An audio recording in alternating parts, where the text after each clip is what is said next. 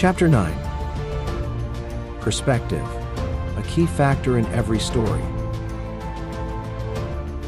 A man went to his doctor. The doctor asked him, "Why are you here?" The man pointed to his shoulder and said, "When I press here, it hurts." Pointing to his hip, he said, "When I press here, it hurts." Pointing to his knee, he said, "When I press here, it hurts." And pointing to the side of his head, he said, "When I press here, it hurts too. Something is wrong, but I can't figure it out. Can you please find out what is wrong with me?" The doctor examined the man from head to toe. Then, sitting back in his chair, he thought in silence for a few minutes. "Yes, I believe I know what is wrong with you," he said. "Oh, great," said the man. "Please tell me what you have found." "The problem," said the doctor, "is that your finger is broken." When our perspective is broken, everything we judge with it will look broken. So, what is perspective, and what is it based on? It is like a frame or context through which we view and judge everything. It is our understanding and opinion on any situation. It is a set of coordinates, a point or position from where we view what is around us. It is influenced by our presuppositions and biased by culture, environment, beliefs, fears, upbringing, traditions, experience, and religion. It can also be influenced by groups that we are members of, our history, and our current set of values. There's a lot going on inside us that comes out as our perspective. How can we tell if our perspective is right or wrong? That will depend on what we believe right and wrong is based upon and through what context we view them. When we decide to question our perspective, there are many areas of our current beliefs that will be called into question. For now, let's just look at one aspect of our perspective, and it's no small subject. Here are some questions worth thinking about. What is your perspective on your unique mission or gift? Why are you where you are right now? What is the reason you are alive at this time? And how do you view your unique contribution to the world around you? Here are two stories on perspective with vastly different outcomes. Story 1. Samuel lives in London. He is 12 years old. He is quite average on most of his school subjects except science. Why is he attracted to science? When his parents are working class with little education between them, in fact, not one of their family has ever attended college. Samuel is determined to get a scholarship to the medical college.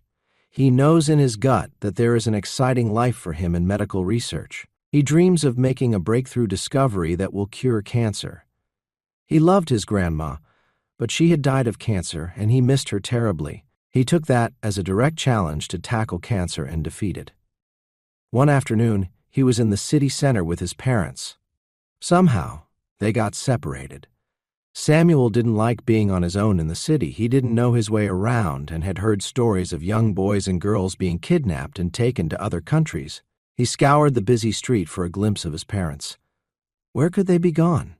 He was coming to a busy intersection. Cars and buses were rushing to get through the green traffic lights. He suddenly caught a glimpse of his dad on the far side of the street, and without taking his eyes off him, ran to the junction to cross the road.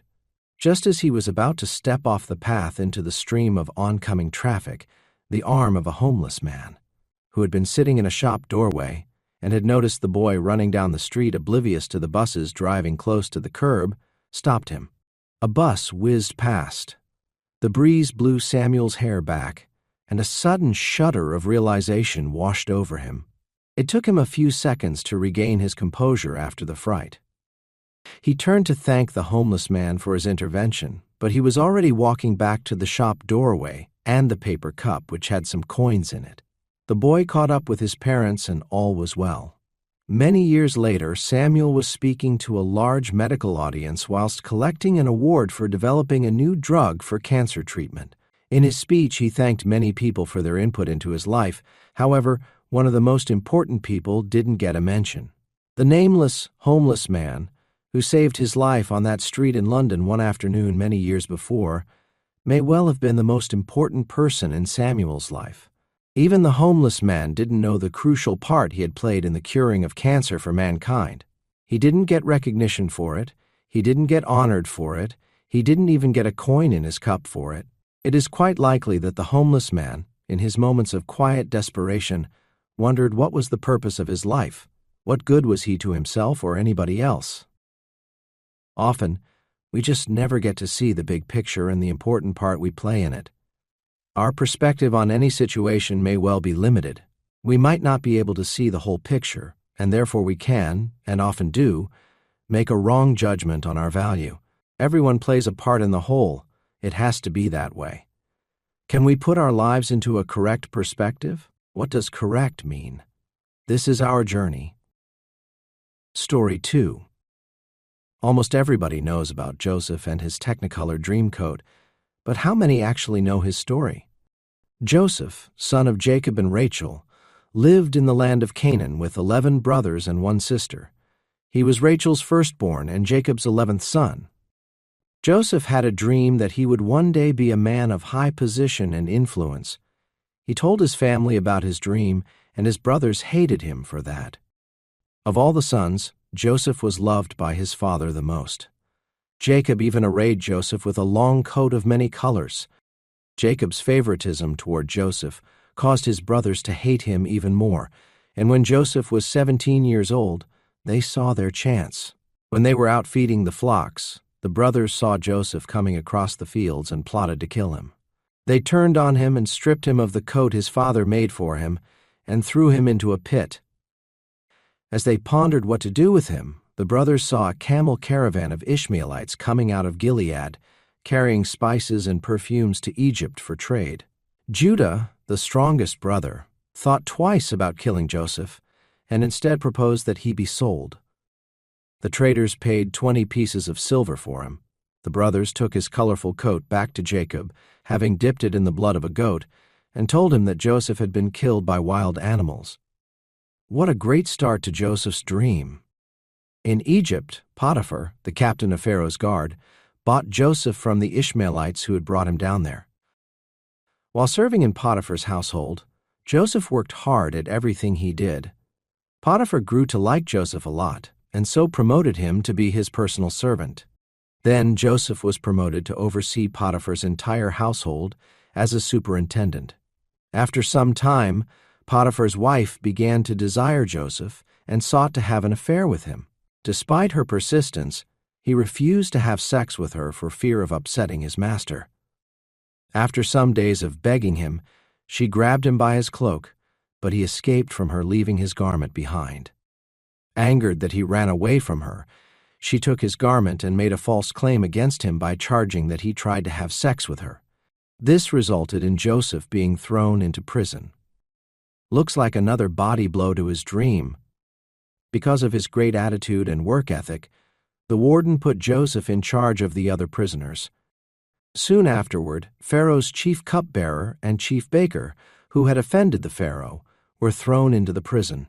They both had dreams, and they asked Joseph to help interpret them.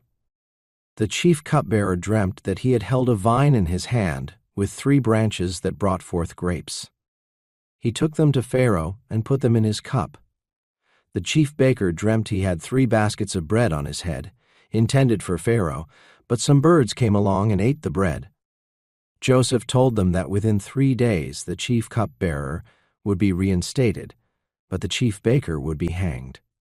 It happened just as Joseph had predicted. He requested that the cupbearer mention him to Pharaoh and secure his release from prison, but the cupbearer, now reinstalled in office, forgot Joseph. After Joseph was in prison for 2 more years, Pharaoh had 2 dreams which disturbed him. He dreamt of 7 lean cows which rose out of the river and devoured 7 fat cows, and of 7 withered ears of grain which devoured 7 fat ears. Pharaoh's wise men were unable to interpret these dreams, however. The chief cupbearer remembered Joseph and spoke of his skill to Pharaoh. Joseph was called for and interpreted the dreams, foretelling those 7 years of abundance would be followed by 7 years of famine. He advised Pharaoh to store surplus grain during the years of abundance. Pharaoh was so impressed with Joseph that he gave him the job of organizing the storing of grain during the 7 good years of harvest. When the famine came, it was so severe that people from surrounding nations from all over the earth came to Egypt to buy bread, as this nation was the only kingdom prepared for the 7-year drought. Joseph was promoted to vizier, the second highest position in the Egyptian government, and given the job of organizing the sale and distribution of the grain. In the second year of famine, Joseph's brothers were sent to Egypt by their father Jacob to buy food. When they came to Egypt, they stood before the vizier but did not recognize him as their brother. However, Joseph did recognize them and did not receive them kindly. After questioning them as to where they came from, he accused them of being spies. They pleaded with him that their only purpose was to buy grain for their family in the land of Canaan. Canaan was an enemy state of Egypt. Joseph sent the brothers back with food, but kept one brother. The remaining brothers returned to their father in Canaan and told him all that had transpired in Egypt. When they unpacked the sacks, they discovered that all of their money was hidden inside the bags of grain. They were dismayed because they thought it may be a trap. After they had consumed all of the grain that they brought back from Egypt, Jacob told his sons to go back to Egypt for more. When they got there, Joseph revealed to them that he was their brother. He then had their father Jacob brought so that they were all reunited in Egypt. When Joseph revealed who he was to his brothers, they were afraid that he would have them thrown into prison or killed because of how they had put him in a pit and then sold him as a slave. Joseph said to them, "I forgive you for your deeds. How else could a country boy from an enemy state become the second most powerful man in Egypt if it had not been for the journey I had to take to get here? Unknowingly, you started that journey for me." This was the only way Joseph's family could have survived the famine. Because of Joseph's high position in the Egyptian government, he settled his whole family in Goshen, where they lived happily for many years. Goshen was described as the best land in Egypt, suitable for both crops and livestock. I love this story because it helps me to keep the challenges, the ups and downs, the actions and opinions of others, even those closest to me, in perspective. My job, like Joseph, is to keep the best attitude, work hard at whatever is put before me, and keep believing that what I'm looking for will find me. A man's gift makes room for him and brings him before great men. I believe that we are all a part of someone's story, and many people will have a part to play in our story. Not all of them will be a positive part, or so it might seem at the time, but all important nonetheless. Our environment is often responsible for the perspectives we hold, so it can be beneficial to mix with people from different environments who see the world in different ways to us. Why do you need a different environment? Because you need to be outside the one you are familiar with to have a different perspective on it. You need to be able to discuss it with someone else who does not have preconceived ideas on who you are relative to that environment. When you are traveling on the inside, you begin to look different to the people who are stationary, and your view of the world is also different to their view. You are growing through depths of thinking, growing from thoughts that at one time you didn't understand yourself, and you must make some allowances for that. However, it is possible that you will even arrive at a time when you can no longer relate to parts of the world you have left, or some of the people in that world, even on a superficial level. Think on this. Is the sun responsible for the shadows that it casts?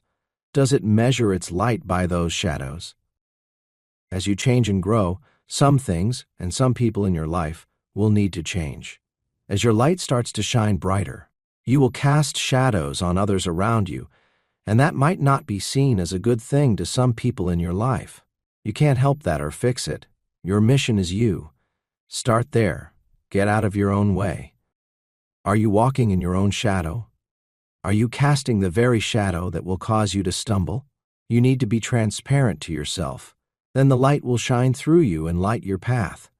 It will expose other things in your life that you need to change, and that's good. Quote, "Our deepest fear is not that we are inadequate. Our deepest fear is that we are powerful beyond measure. It is our light, not our darkness, that frightens us. We ask ourselves, who am I to be brilliant or talented or fabulous? Actually, who are we not to be brilliant or talented or fabulous? Playing small does not serve the world. There is nothing enlightened about shrinking so that others will not feel insecure around you. As we let our light shine, we unconsciously give others permission to do the same. As we are liberated from our own fear, Our presence automatically embraces others. Marianne Williamson. What does being transparent to yourself mean? It's like looking at yourself in a two-way mirror and wondering who is on the other side. In your gut, you know it's you. You can see your image looking back at you from the mirror, but you feel the presence of a different you on the other side. You want to get to know him more, but you are a little afraid of who he really is. To do that, you need to learn everything about yourself. You need to search out your capacity for both the good and evil inside you. What are you capable of? What power is available to you? What good are you called to do? What evil prevents you from doing it? What is your understanding of good and evil, and why do you need to understand and recognize both, and how they operate inside you? Is it two separate parts of you or two parts of the same you? It is not possible to have the inside of a cup without also the outside. It is not possible to have a magnet with only a positive side, and you would never recognize happy if you never experienced sad. Your propensity for evil might be the very thing that saves you when someone attacks your home or family.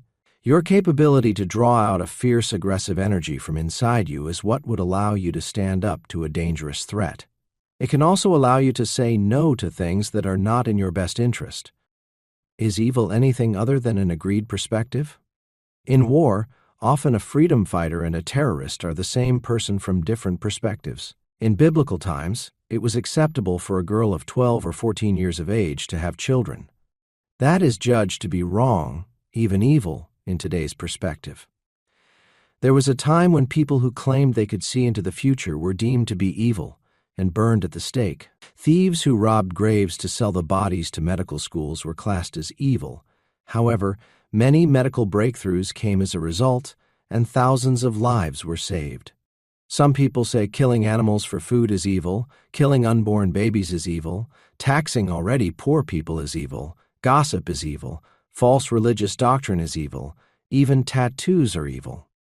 I am not making any judgments here, just raising questions. How valid is a perspective and who decides? Our capacity to hurt those close to us in our words and deeds can scare us and cause us to shun those parts of us and even belittle our nature. The more you understand who the whole you is, which includes your perspective on what is the good and the bad inside you, the better equipped you will be to navigate your way through life. The more transparent you will be to yourself, and the more your path will be lit. Compare yourself to who you were yesterday, and not to who someone else is today. There are many people who are better in some areas that you are weak, but you don't know what they had to go through, their journey to get to where they are. Their fingerprints are different to yours. Their gifts are different to yours. Seek to understand the difference. That does not mean you have to love the difference. There are people upon whose position in life you might have a negative opinion. However, remember Joseph's journey. If you met him when he was a slave, imprisoned for attempted rape and a native of an enemy state, you might have decided on his character, which would have been incorrect. We seldom know the full circumstances of another person's life or understand their journey, their unique story. Do you know who you were yesterday? Your failings, your indecision, your weakness, your inability to give yourself a command and follow through on it? I think so. You are on a journey. You are passing through places you have no intention of stopping at. Some people, however, may judge you for where you are at that part of your journey when your paths cross. Forgive them, then forget them, and keep moving. Can you make a plan to make even a minor improvement in some area of your life tomorrow? A plan that will only test your resolve a little, so that you can actually achieve a small victory and encourage yourself to do another small improvement the next day? Humility says, I have a problem. Something I'm doing is wrong. Shine light onto my path. Show me the way forward. Are you more in love with what you know or what you don't know? Make friends with what you don't know, especially about yourself. Seek it out. In every part of our lives, we live with certainty and uncertainty. It has to be that way. It needs to be that way. The gap between certainty and uncertainty is where creative potential lives. Every new thing we do or attempt to do has success and failure potential built into it. That's the edge of chaos. Make a plan, even if it's not a good one. Well, Make the best one you can right now, then correct it as you develop it. The worst thing to do is nothing. It is okay to fail, so long as you commit to what you are doing. Don't sit on the fence. Lukewarm is real failure. What is your limit? Have you tested that? The purpose of thinking or thought experiments is that if your plan goes wrong, your thoughts die instead of you. What is the invisible force that is directing and controlling your life? What life have you created and what did you use to create it? What is pushing you towards where you want to go and what is holding you back? Do your values support your goals and dreams? Do you have a program for that dream? Why do you have the life that you have? What is your current environment? Your home, your work, your social, family, business, finances. Do you have an environment for your passion, mission, health, and security that allows you to flourish in those areas? Spend more time there. What environments do you experience every day? Are they good for you? Do they promote growth? Do you blame other people or circumstances for where you are now, or do you take responsibility for that yourself? What determines the core decisions you make? Your values? What are they? What is most important for you? List out your values. Put them in order of most important to least important. Alongside each one, write what emotion it brings up in you. That is what will cause you to act. That is your call to action. Just one idea can change your life. Life is what happens to you while you are waiting for your plan to work out. All your actions are the result of the thoughts that preceded them, and those thoughts are based on your perspective. Your perspective is largely based on your current knowledge and understanding. Can anyone know enough to be a pessimist? Listen to what you say, the same way you might listen to a stranger talking. Listen carefully, then ask yourself what kind of person would say that.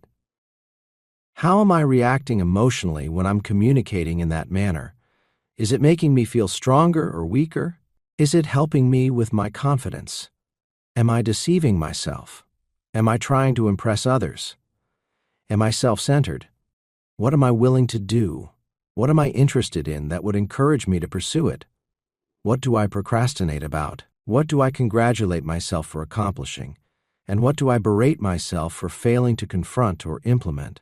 Do I use arrogance to cover up my internal failings? Am I too proud of who I am to notice what I'm really like? Is my self-esteem so fragile that I'm afraid to set out to achieve my dreams, in case I fail and those around me think less of me? You will discover a lot more about your potential when you discover who you are and what way you think and react in many different circumstances. Can you say no when you need to say no? Can you face necessary conflict with the understanding that you are strong and capable enough to deal with the fallout? Do you challenge yourself?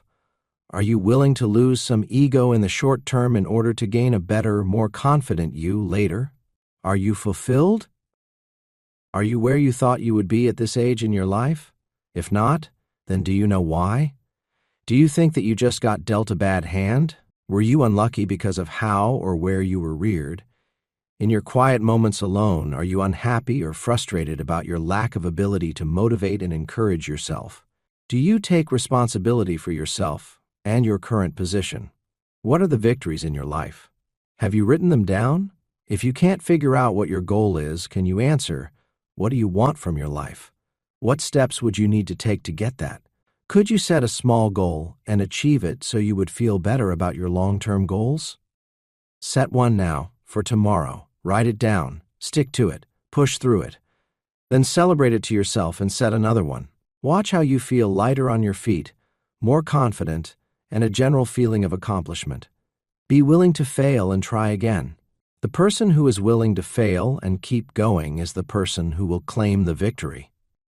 It takes effort to build your competence, and every step in that process will be incredibly valuable and progressive in building your life as you would want it. Step by step. Give up something you are doing now in order to make room for something new and better. Take time to learn. Nobody is an expert at anything at the beginning. Are you willing to sacrifice who you are now for who you can become? You have incredible potential. However, it will take a directed effort and a purposeful intention to bring it up from the inside of you. The good news is this: what you are looking for is looking for you. And as you determine to look for it, it will find you. Quote, "If you look into a mirror and don't like what you see, don't blame the mirror.